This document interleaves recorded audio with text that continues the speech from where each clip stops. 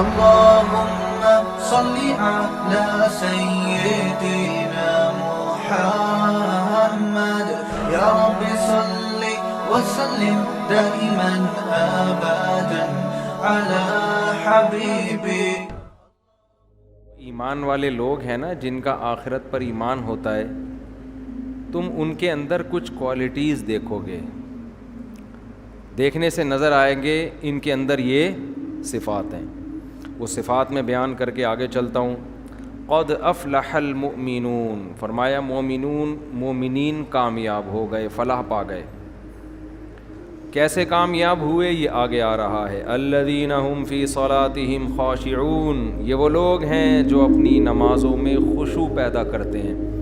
سب سے پہلے ایمان لانے کے بعد اپنی نماز کو ٹھیک کرنے کی ضرورت ہے. خشوع پیدا کریں. آج جب نماز ٹھیک کرنے کی طرف جاتے ہیں تو اختلافی مسائل کے جھگڑوں میں پڑے جاتے ہیں کہ رفع الیدین کے ساتھ پڑھیں گے، بغیر رفع الیدین کے پڑھیں، ہاتھ باندھ کے پڑھیں کہ ہاتھ چھوڑ کے پڑھیں.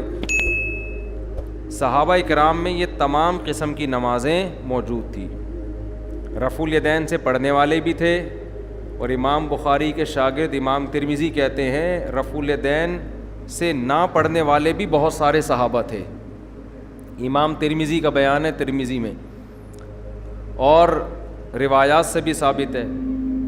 تو ان لوگوں میں زور سے آمین بھی تھی، آہستہ آمین والے بھی تھے، رفع الیدین والے بھی تھے، بغیر رفع الیدین والے بھی تھے. لیکن ان کی نمازوں میں چاہے رفع الیدین کے ساتھ ہو یا بغیر رفع الیدین کے ہو، خشوع و خضوع سب میں مشترک تھا. آج رفع الیدین کرنا یا نہ کرنے کے پھڈے تو بہت پتہ ہوتے ہیں، نماز سے خشوع کیا ہے؟ شارٹ ہے. تو ہماری نمازیں تو چاہے بغیر رفع کے پڑھیں یا رفع کے ساتھ پڑھیں، قبول مجھے لگتا ہے کہ نہیں ہو رہی. صحابہ میں ایسے بھی تھے جو ہاتھ چھوڑ کے نماز پڑھتے تھے. امام مالک کا یہی رائے ہے کہ ہاتھ چھوڑ کے پڑھنی چاہیے. تو ہر ایک کے اپنے دلائل ہوتے ہیں. تو ان میں الجھانے والے بہت ہیں، نماز میں خشوع پیدا کرانے والے کم ہیں. یہ اہل اللہ کی صحبت سے آتی ہے یہ چیز. جب اللہ والوں میں اٹھیں گے، بیٹھیں گے، رہیں گے، خوب سمجھ لو کچھ چیزیں تقریروں سے نہیں آتی، اہل اللہ کے پاس رہنے سے آتی ہیں. پہلے زمانے میں اس کی بڑی ویلیو تھی کہ اس کا شیخ کون ہے، کس کی صحبت اس نے اٹھائی ہے. آج یہ چیزیں مارکیٹ میں ان کی ویلیو ختم. کہتے ہیں بزرگ لیس، کوئی بابا شابا کوئی بزرگ ہے ہی نہیں.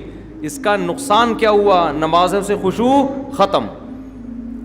صحابہ نے نبی کے ساتھ نمازیں پڑھی ہیں، ان کے ساتھ وقت گزارا ہے. تابعین نے صحابہ کے ساتھ کیسے نمازیں پڑھا کرتے تھے. پھر تبع تابعین نے تابعین کے، یہ سلسلہ سند متصل کے ساتھ آج تک چلا آ رہا ہے. اگر آپ دین کسی سے پراپر سیکھتے نہیں ہیں، اس کی صحبت میں نہیں رہتے، تو آپ کی صرف کتابی عالم بن جاؤ گے. اور کتابی عالم خشکا ہوتا ہے، اس میں خشوع و خضوع نہیں ہوتا، خشک ہوتا ہے. وہ اسی علم کے ذریعے آگ لگا دیتا ہے فرقہ واریت کی، فتنہ پھیلا دیتا ہے. وہ لوگوں کو دین کے قریب کرنے کے بجائے دین سے دور کر دیتا ہے. ابھی غیر مسلم مسلمان ہوئے چند دن پہلے، ہندو تھے، پوری فیملی مسلمان ہوئی الحمدللہ. تو مجھے کہنے لگے کہ ہم اسلام لانے سے پہلے دیکھ رہے تھے یوٹیوب پہ، ہم بہت سے اسکالرس کو سن رہے تھے کس کے ہاتھ پہ مسلمان ہو. تو افسوس کے ساتھ کہنا پڑتا ہے کہ یوٹیوب پہ غیر مسلم لوگ کہتے ہیں، میں نہیں کہہ رہا، کہ ایسے لوگ بہت ملیں گے جو مزید کنفیوژن میں ڈال رہے ہیں ہمیں، مزید کنفیوژن، ایک دوسرے کی ٹانگیں کھینچنے میں. یہ ایسا، اس کی نے کتاب میں یہ لکھا، اس نے کتاب میں یہ لکھا، اس نے یہ جواب دیا، اس نے یہ جواب دیا. خالصتاً مثبت انداز سے کام کرنے والے وہ معدوم ہیں، کالعدم ہیں. تو غیر مسلم کیا سوچے گا یار، یہ کیا تباہی پھیلائی ہوئی ہے ان لوگوں نے، کیا کر رہے ہیں یہ. باہر مسائل، باہر بھی یہی ہے کہ انگریز مسلمان ہوتا ہے تو وہ ایک عجیب عذاب میں آ جاتا ہے، وہ ادھر ٹانگیں کھینچ رہا ہے. اور ہر آدمی کہتا ہے میں ہوں جو قرآن و حدیث بیان کر رہا ہوں.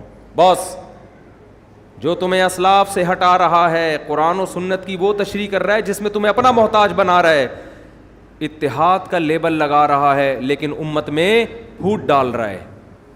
جو جو اسلاف کی دعوت دے گا وہ حقیقی دعوت، نام رکھنے سے نہیں کہ میں سلفی ہوں یا میں دیوبندی ہوں یا اہل حدیث ہیں، جو بھی ناموں میں کچھ بھی نہیں رکھا، عملاً پتہ چلتا ہے، عملاً پریکٹیکلی ہو کیا رہا ہے کہ اس کے پاس بیٹھنے سے علماء کی محبت کم ہو رہی ہے یا بڑھ رہی ہے؟ بڑھ رہی ہے، اس کا مطلب صحیح ہے، نفرت پیدا ہو رہی ہے، سب سے بدگمانیاں ہو رہی ہیں، یہ ٹھیک نہیں ہو سکتا۔ تو غیر مسلم اسلام قبول کرتے ہوئے میں نے کئی کو تو نہیں کہہ سکتا، چند ایسے غیر مسلم دیکھے جو واپس کنورٹ ہو گئے کفر میں، اسلام لائے، تبلیغ جماعت میں وقت لگایا، نمازوں میں خشوع پیدا ہو۔ انہوں نے مجھے خود بتایا کہ جو باقی رہ گئے تھے نا، انہوں نے بتایا، کہہ رہے تبلیغ جماعت میں وقت لگایا، ہماری نمازوں میں خشوع، آخرت، ہمیں تو پتہ ہی نہیں تھا رفع الیدین کے، کچھ رفع الیدین کر بھی رہے تھے، کچھ نہیں بھی کر رہے تھے، ہماری صحت پہ کوئی اثر نہیں پڑ رہا تھا، ہم جیسے دیکھا عام مسلمانوں کو ہم بھی لگ گئے اس میں۔ کہہ رہے جب ہم جماعت سے آئے تو پھر ہمیں جماعت المسلمین والے ٹکر گئے، انہوں نے کہا یہ سارے غلط ہیں، یہ حنفی کیا ہوتا ہے، شافی کیا ہوتا ہے، مالکیہ کیا، حنبلی کیا ہوتا ہے، یہ دیوبندی، یہ بریلوی، یہ اہل حدیث، یہ فلانا، اور لٹریچر لا کے جماعت المسلمین کو لازم پکڑو، صرف قرآن۔ کہہ رہے اتنے بڑے مسائل، ایک طرف یہ تھے، ایک طرف پوری دنیا تھی، کہہ رہے ہمارے بہت سے رشتہ دار واپس اسماعیلی بن گئے، آغا خانی بن گئے۔ تو میں یس کر رہا تھا صحابہ کرام میں قدر مشترک کیا تھی، ان کی نمازوں میں خشوع تھا، جو آج مارکیٹ میں شارٹ ہے۔ ہاتھ باندھنے میں بڑا اختلاف تھا صحابہ کرام کا، ہاتھ باندھنے میں خوب سمجھ لو، یہاں ہاتھ باندھنا سینے پہ، کوئی صحیح حدیث کسی کے پاس نہیں ہے۔ دعوے کرنے والے بہت ملیں گے، اور یہ جو احناف دعویٰ کرتے ہیں کہ ناف پہ ہاتھ باندھے جائیں گے، اس کے بارے میں بھی مرفوع روایت ہمارے علم میں کم از کم کوئی صحیح روایت موجود نہیں ہے، کسی کے پاس بھی نہیں ہے۔ اس بارے میں ہر مجتہد نے اجتہاد کیا ہے، 2-3 حدیثوں کو جمع کر کے اپنی رائے قائم کرنے کی کوشش کی ہے۔ امام ابو حنیفہ کا اپنا ایک انداز ہے، انہوں نے 3-4 روایات کو جمع کر کے ایک کیفیت وضع کی ہے۔ امام شافعی کا اپنا انداز ہے، انہوں نے ایک روایت کو فوکس کیا، اس روایت کے مطابق فتویٰ دیا۔ تو جو اس میں جزم کے ساتھ کہتا ہے نا یہ طریقہ صحیح ہے باقی غلط ہیں، وہ 100% غلط کہہ رہا ہے۔ تو دعوے کرنے والے آپ کو بہت ملیں گے، اور ان لوگوں میں سب سے بڑا عیب یہ ہے کہ جب یہ دعویٰ کرتے ہیں نا، ہم کیا کرتے ہیں، کسی نے دعویٰ کیا نا یہ صحیح حدیث ہے، ہم کیا کرتے ہیں نیچے کمنٹس میں حدیث کا ضعیف ہونا ثابت کرتے ہیں ڈسکرپشن میں کہ دیکھو یہ غلط کہہ رہا ہے، وہ کمنٹ کیا کر دیتے ہیں، اڑا دیتے ہیں۔ اس کا مطلب اندھی تقلید کون کر رہا ہے؟ آپ کر رہے ہیں کہ اس کی سن رہے ہیں، نیچے ڈسکرپشن میں کوئی اگر اس کا جواب دے رہا ہے تو وہ کیا کر رہے ہیں، اڑا رہے ہیں۔ تو یہ سب باتیں ہوتی ہیں کہ ہم لوگوں کو کسی کا مقلد نہیں بناتے، ہم ڈائریکٹ قرآن حدیث کی بات کرتے ہیں، صرف باتیں ہیں، حقیقت میں یہ لوگوں کو اپنا مقلد بنا رہے ہوتے ہیں کہ صرف ہماری سنو، کہتے یہ ہیں کہ سب کی سنو، لیکن عمل کیا ہے، کسی کی مت سنو۔ ورنہ آپ جو ڈسکرپشن میں جب ہم یا کمنٹس میں جب کوئی لنک دیا جاتا ہے اس کے جواب کا تو اڑاتے کیوں ہو؟ تو میں آپ کو یہ بار بار یہ باتیں اس لیے بتاتا ہوں کہ اس زمانے میں دین کے نام پہ چورن بیچنے والے مارکیٹ میں بہت ہیں۔ تو قرآن کیا بیان کر رہا ہے اس کو فوکس کرو۔ الذین هم فی صلاتہم خاشعون، فرمایا اہل ایمان اپنی نمازوں میں خشوع پیدا کرتے ہیں۔ والذین هم عن اللغو معرضون، جو کامیاب لوگ ہیں وہ لغو سے اعراض کرتے ہیں۔ لغو کا کیا مطلب؟ وہ باتیں جن کا نہ دین کا کوئی فائدہ اور نہ آخرت، ٹائم ویسٹنگ۔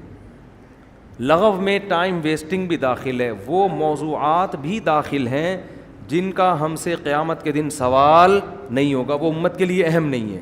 آپ اہم چیزوں کو چھوڑ کر غیر اہم میں لگ جاؤ، یہ بھی لغویات ہیں۔ میں نے اپنے شیخ مفتی رشید احمد صاحب رحمہ اللہ کی صحبت میں 7-8 سال لگائے، بالکل چپک کے ایسے۔ نماز بھی 3 سال پڑھائی میں نے، ہفتے میں 1 دن ہم گھر میں آتے تھے۔ کتنے بڑے اللہ والے بزرگ تہجد میں اتنی لمبی لمبی نمازیں پڑھتے تھے، روتے تھے، اللہ نے علم اتنا دیا تھا۔ کئی سال صحیح بخاری پڑھائی انہوں نے دارالعلوم کرنگی میں۔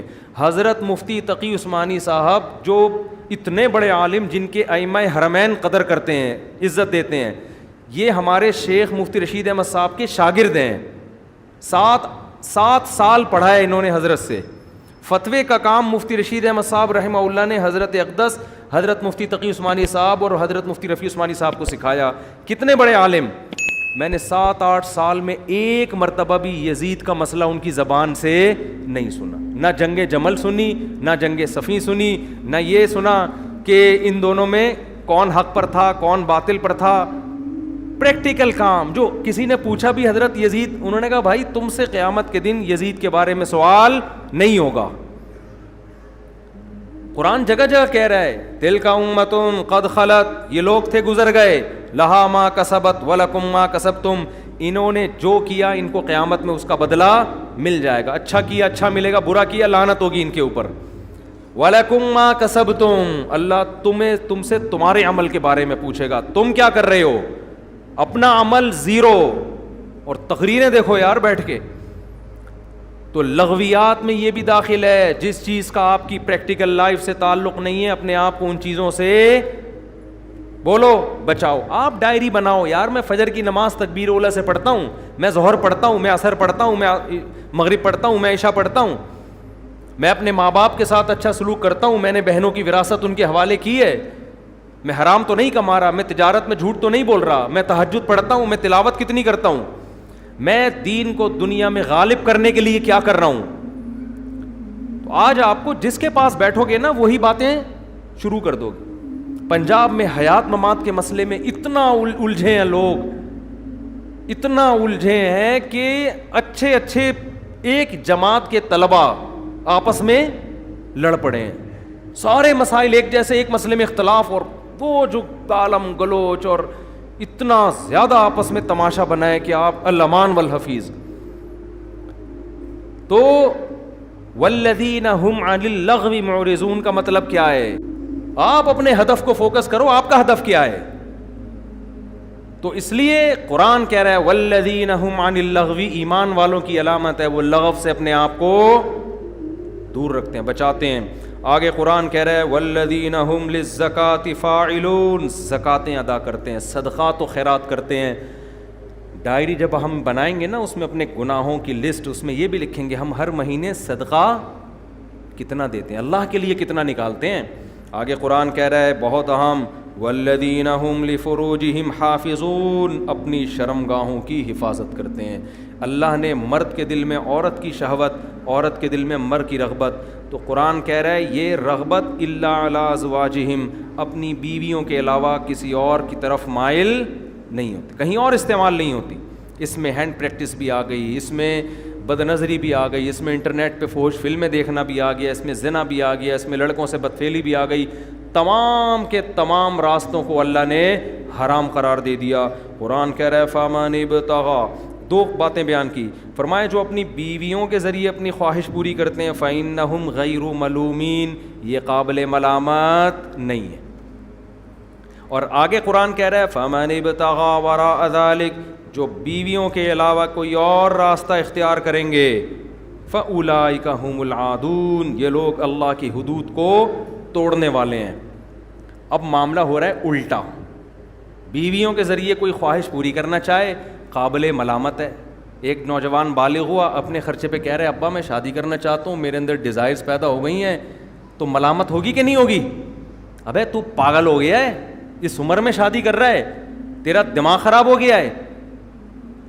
قرآن کہہ رہا ہے اس کے اندر خواہش پیدا ہو گئی ہے تو کس طرح پوری کرو؟ بولتے کیوں نہیں؟ اب چپ, نکاح کرو اور اس سے پوری کرو, اس کے حقوق ادا کرو اور اس سے خواہش پوری کرو. اللہ کہہ رہا ہے اگر یہ بندہ ایسا کرتا ہے فَإِنَّهُمْ غَيْرُ مَلُومِينَ, اس کو ملامت کرنا جائز نہیں, یہ قابل ملامت ہے. سب سے پہلے ابا ملامت کرتے ہیں اس کو, اس کے بعد اماں ملامت کرتی ہیں, پھر نانا, پھر ماموں, پھر چاچے, پھر محلہ, پھر پوری دنیا پوری دنیا. اور قرآن کہہ رہا ہے اگر بیوی کے علاوہ کوئی اور راستہ اختیار کیا تو نوجوان کیا کرتے ہیں؟ ہینڈ پریکٹس کا راستہ اختیار کرتے ہیں. جب شادی نہیں ہوتی فحش فلمیں دیکھنا شروع کر دیتے ہیں, لڑکوں کی طرف مائل ہوتے ہیں.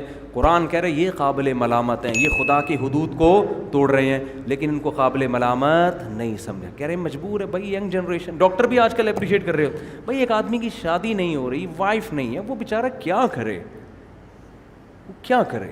کوئی مسئلہ نہیں, بچے ہیں.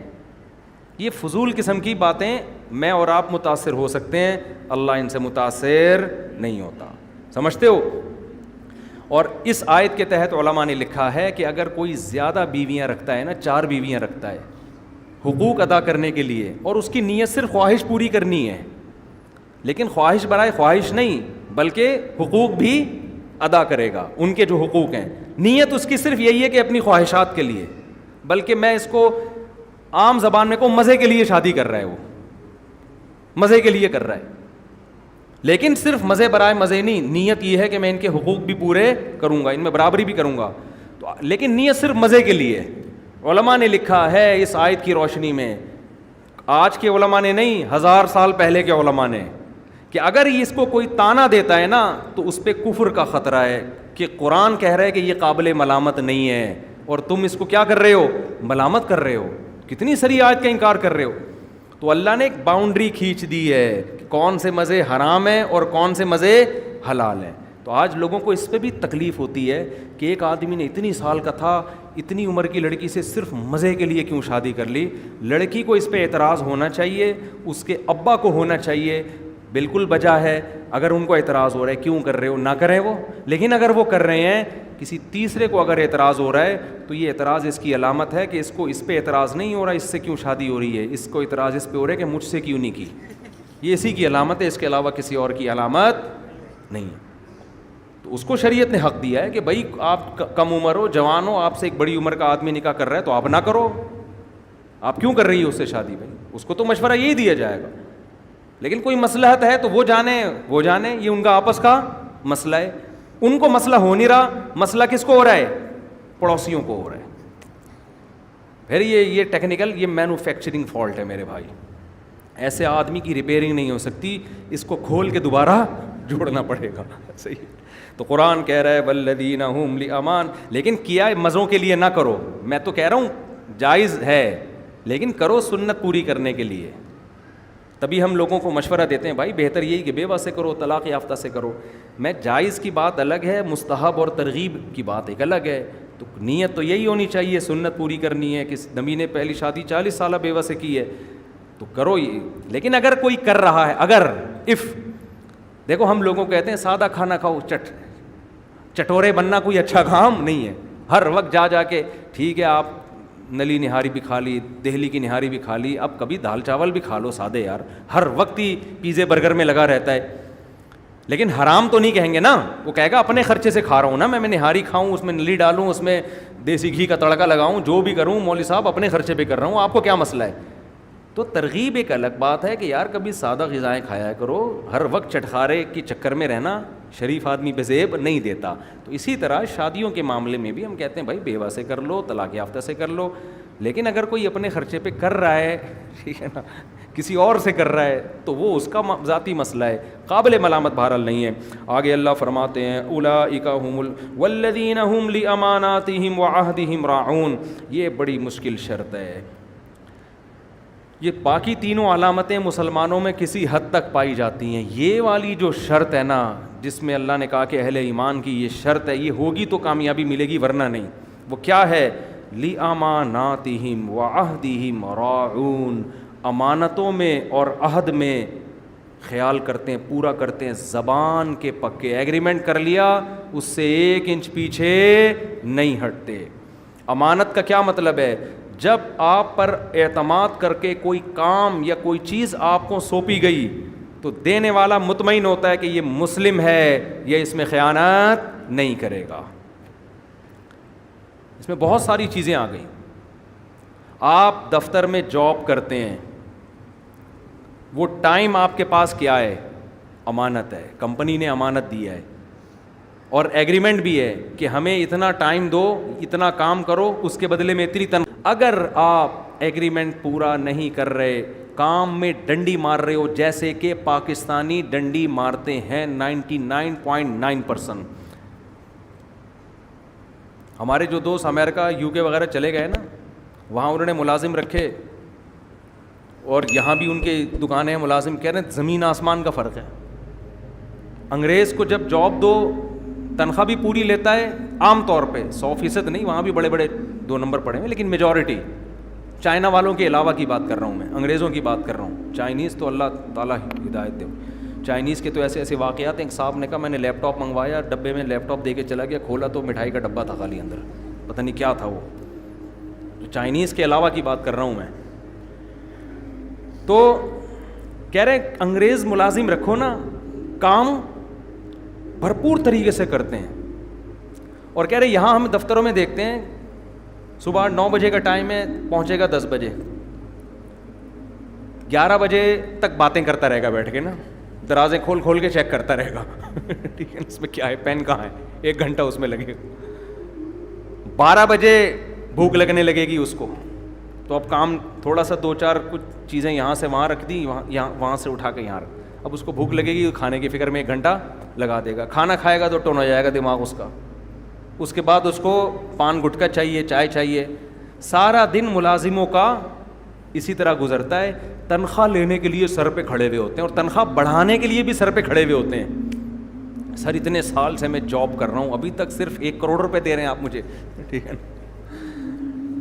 یہ ایک آدمی کی رپورٹ ہوتی نا تو ہم کہتے غلط ہو سکتی ہے. جو بھی جاتا ہے نا باہر, اس کی نظر میں اپنی قوم کا امیج بہت خراب ہو جاتا ہے. جس کو کام, اور ہمیں خود تجربہ ہے, ہم دوسروں کو کیا شکایت کریں. آپ ایڈوانس میں کسی ٹھیکیدار کو پیسے پکڑا دو, یار یہ بلڈنگ بنا دے, میرا گھر بنا دے, یہ ایڈوانس میں پیسے, میں بہت اچھا ہوں, پیسے پہلے دیتا ہوں. تمہارا وہ گھر اگر امام مہدی کے آنے سے پہلے بنا کے دکھا دینا, میرا نام بدل دینا. وہ نہیں بنائے گا کیونکہ پیسے اس کو پہلے مل چکے. اتنا ترسائے گا نا, بنائے گا کیسے؟ جب بہت پولیس لے کے پہنچ جاؤ گے نا, اگلے دن ایک نلکا لے کے آ رہا ہوگا فٹ کرنے, واش روم کے لیے نلکا پہنچ چکا ہے. اس کے بعد ایک سریے کا گچھا آ رہا ہوگا. پھر 6 مہینے بعد آپ دیکھو گے کہیں سے ٹریکٹر وریکٹر کی کچھ چلنے کی, ایسے ترسات رہا. تبھی یہاں لوگ کبھی بھی ایڈوانس میں پیسے نہیں دیتے, اور یہ حماقت کرنی بھی نہیں چاہیے. ایک صاحب سعودی عرب سے بزنس یہاں شفٹ کر رہے تھے, انہوں نے مجھے بتایا میں نے ڈیفنس میں ہوٹل بنانا تھا, ایڈوانس میں پیسے دے دیے. کہہ رہے ہیں میں نے کہا یار جب میں ایڈوانس پہ دوں گا تو میرا کام سب سے پہلے ہوگا. کہہ رہے ہیں وہ دن اور آج کا دن تو قرآن تو کیا کہہ رہا ہے, والذی, دیکھو جو آپ کو ایڈوانس پیسے دے دے اس کا کام سب سے پہلے کرو. کہ اس نے مجھے پہلے پیسے دیے, بھائی اس کے تو ہم نے اپنے بزرگوں کو, علماء کو دیکھا ہے, اللہ کی قسم کسی سے پیسے لینے کی اتنی فکر نہیں ہوتی تھی جتنی اس کا پیسہ دینے کی, کہ ہماری موت واقع نہ ہو جائے, ہم مر نہ جائیں اس کے پیمنٹ سے پہلے. تو ہر بیوی کے مال پہ کبھی بھی نظر نہ رکھا کرو. عورت کو اپنے باپ سے وراثت میں کیا مل رہا ہے, بھائی سے کیا مل رہا ہے, یہ اس کا ہیڈ ایک ہے. بھائی آپ کا جو بیوی سے ایگریمنٹ ہوا ہے وہ یہ ہوا ہے کہ یہ آپ کی مرضی کے بغیر گھر سے نہیں نکلے گی, آپ کی مرضی کے بغیر کسی کو گھر میں نہیں آنے دے گی, آپ کے مال میں خیانت نہیں کرے گی, آپ کے بچوں کو پالے گی, اور آپ کا ایگریمنٹ کیا ہوا ہے, اس کا خرچہ کس کے ذمے ہے, آپ کے. اب آپ کو اس کے کیا غرض کہ اس کی جیب میں کتنے پیسے ہیں, اس کے پرس میں کتنے پیسے ہیں. پیسے ہوں نہ ہوں آپ کے لیے کیا ہے, برابر ہے, آپ کے لیے برابر ہے. بھائی آپ کو کیا کرنا ہے, یہ بھی ایگریمنٹ کی خلاف ورزی ہے. اس پہ پڑے ہوئے یار تمہارے ہیں کتنے, تو تمہیں کیا بھائی, گھر کا آٹا دال تو تمہارے ذمہ ہے نا, اس کو وہ اس کے ہیں یا نہیں ہے, تمہیں کیا لینا دینا. شوہر اچھا ہو تو عورت خود ہی بتا دے, شوہر اچھا ہو تو عورت خود ہی بتا دے, اس کی مرضی ہے. لیکن نظر نہ, ہم نے عزت دار لوگ ہمیشہ یہی دیکھے ہیں, اپنی جیب بس, دوسرے کی جیب میں کیا ہے انہیں کوئی غرض نہیں. بہت سے لوگ اپنی آمدن بتاتے ہوئے ڈرتے ہیں دوستوں کو, ان کو پتہ ہے یار اس کی جیب نظر ہماری پینٹ پہ پڑ جائے گی. اب اس کو بتا دیا نا ماہانہ اتنا کماتا. اپنی تعریفیں نہیں کرنی چاہیے لیکن بہت دفعہ کر چکا ہوں, ایک اور کر لیتا ہوں. آپ کہیں گے یہ کہہ کے نا اپنی کرنی نہیں چاہیے, کرتے رہتے ہیں بیٹھ کے روزانہ. اب انسان اپنے عیب کبھی بھی نہیں بیان کرتا, تو کبھی کوئی تعریف کر رہا ہو تو بہت زیادہ خوش فہمی میں نہیں آنا چاہیے کہ حضرت پتہ نہیں کتنے نیک ہوں گے. ظاہر ہے جو میرے اندر عیب ہیں وہ تھوڑی بیان کروں گا میں, جائز بھی نہیں ہے. تو صرف خوبیاں بیان کرتا ہوں میں تاکہ موٹیویشن ملے آپ لوگوں کو.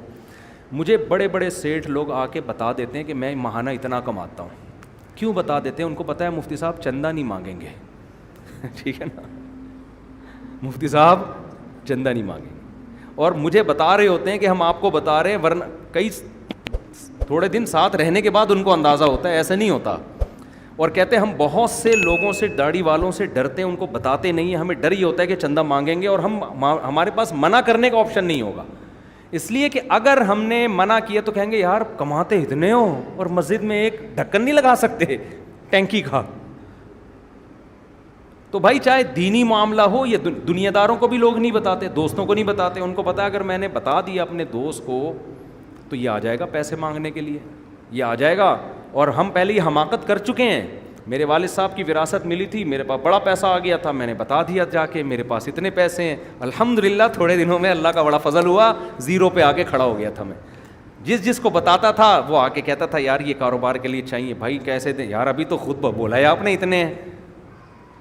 اس میں داڑھی والے بھی تھے, بغیر داڑھی والے بھی تھے, نیک بھی تھے, برے بھی تھے, اور بانٹ بوٹ کے بالآخر زیرو پہ آ کے وہ اللہ نے پھر دوبارہ الحمدللہ اللہ کا دیا بہت کچھ ہے. تو الحمدللہ پھر لوگ مجھے کہتے تھے یار آپ کے پاس بزنس کا تجربہ ہے. میں نے کہا بھائی الحمدللہ پہلے تجربہ نہیں تھا, پیسے تھے, اب تجربہ بہت ہے, پیسے نہیں ہیں. اب بزنس کا میں نے کہا میرے پاس 10 سال کا تجربہ ہے. کپڑے کا بزنس میں نے کیا, آلو پیاز کا بزنس میں نے کیا. ایسے نہیں کہ ریڑیوں پہ, وہاں سے سبزی منڈی سے آلو پیاز ہول سیل پہ. آم کے پیٹیاں کا بزنس, 5 پتہ نہیں کتنا آم اٹھاتے تھے ہمارے نا, ہم لوگ ہمارے جو ملازم رکھے ہوئے تھے. آم کا بزنس ہم نے کیا ہے, پراپرٹی کا ہم نے کیا. میں نے کہا کون سا بزنس ہے جو میں نے نہیں کیا ہو بھائی, تجربہ بہت ہے, پیسہ سارا اس تجربے بھی. گاڑیاں پرانی خرید کے بیچنا, بائکیں پرانی خرید کے بیچنا, سارے بزنس ہم نے کیے ہیں میرے بھائی. تجربہ تو کہہ رہے کیا تجربہ, میں نے کہا تجربہ یہی ہے کہ اپنی پینٹ میں جو پیسے رکھے ہوئے ہیں اس کو کسی کو کبھی بھی مت دو, یہ تجربہ ہے. جو بزنس کرنا ہے خود ہی ریڑھی لگا لو, ٹھیلے پہ بیچ دو. کسی کو ریڑھی خرید کے بھی دی نا ٹماٹر کی, وہ ریڑھی والا بھی تمہیں کما کے نہیں دے گا, خوب سمجھ لو. وہ شروع میں جو اگر کما کے دے رہا ہے بہت خطرناک آدمی ہے یہ اس لیے دے رہا ہے کہ یہ بیٹا بڑا ہاتھ مارنا چاہتا ہے. یہ کہہ رہے ہیں ان سے 8-10 لاکھ روپے لے لیے, یہ کیا ہے بزنس, 10 کروڑ نکلواؤ. تو شروع میں لا کے دیتا رہے گا روزانہ. میرے ساتھ تو یہی ہوا ہے نا روزانہ اتنا پروفٹ آ رہا تھا. میں کہتا تھا یار اس سبزی والے سے, بھائی تو روز اتنا پروفٹ دیتا ہے, کل دے دے. کہہ رہا ہے یار مفتی صاحب کسی کے پیسے میری جیب میں ہوں مجھے نیند نہیں آتی, کیونکہ میں سید ہوں, مجھے نیند نہیں آتی. کہتا تھا سید ہوں, پتہ نہیں تھا کہ نہیں تھا. تو میں نے کہا یار صبح دے, تو رات کو 12 بجے آ کے گیٹ کھٹکھٹا رہا ہے. او بھائی صبح دے دینا یار, سونے کا ٹائم ہے. نہیں بھائی مجھے نیند نہیں آئے گی. کیسا اعتماد, آتے آتے ہم نے بھی دیتے رہے. ایک دن ماشاء اللہ خیر یہ کہاں سے کہاں بات چلی گئی. تو والذین هم لاماناتهم وعهدهم راعون, قرآن کہتے ہیں اپنی ایگریمنٹ کی مخالفت نہیں کرتے. مسلمان مالی معاملات میں ایک نمبر ہوتا ہے, لوگوں کی جیبوں پہ نظر نہیں رکھتا. آپ کا دوست, آپ کا بھائی اگر یہ بتاتے ہوئے ڈر رہا ہے نا کہ میری کتنی آمدن ہے, یہ آپ کے خراب ہونے کی علامت ہے. کس کے خراب ہونے کی علامت؟ آپ کے. یہ کماتا ہے. تو میں کہتا ہوں اس کو آپ پر اعتماد نہیں ہے, یہ اس کے خراب ہونے کی نہیں, یہ کس کے, یہ آپ کے خراب. اس کو پتہ ہے, بتا دیا تو پھر یہ لوٹنا کھسوٹنا شروع کر دیں گے. خیر جلدی سے ہم چلتے ہیں آگے. قرآن کہتا ہے اپنے ایگریمنٹ کو پورا کرتے ہیں. پھر قرآن ریپیٹ کرتا ہے والذین هم علی صلواتہم یحافظون, اپنی نمازوں کی حفاظت کرتے ہیں. نماز کو 2 دفعہ ریپیٹ کیا قرآن نے. قرآن کہہ رہا ہے ان اصولوں پہ زندگی گزارو تو ہوگا کیا. انگریز کہتا ہے یہ ہوگا کہ لوگ آپ کو کہیں گے بہت نائس پرسن ہے. لوگ کیا کہیں گے؟ بہت نائس پرسن. ہو سکتا ہے اگلے الیکشن میں آپ کھڑے ہو جائیں, ووٹ پھر بھی آپ کو نہیں ملے, کیونکہ ووٹ تو اسی کو ملیں گے نا جو پھینکے گا لمبی لمبی. انگریز اور کچھ نہیں کر سکتا. وہ کہے گا جب مر جاؤ گے تو اچھے کیا برا کیا سب کیا ہو گیا برابر. تو انسان کہتا ہے پھر لوٹ کھسوٹ میں ہی لگاؤ یار, کیا خیال ہے. تو قرآن کہتا ہے اولئک هم الوارثون, یہ لوگ وارث ہیں. الذین یرثون الفردوس, جو فردوس کے وارث بنیں گے.